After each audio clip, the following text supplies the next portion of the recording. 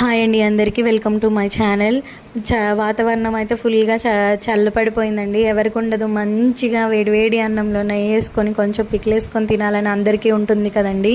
కాకపోతే ఏంటంటే టైం సరిపోదు, వచ్చిన పచ్చళ్ళు పట్టడం వచ్చినా కానీ చేసుకునే టైం అయితే ఉండదు. సో అందుకని మా ఛానల్ని అయితే కాంటాక్ట్ అవ్వండి. మా ఛానల్లో అయితే అన్ని రకాల పికెల్స్ అండ్ పిండి వంటలు, కారపొళ్ళు అయితే అవైలబుల్గా ఉంటాయి.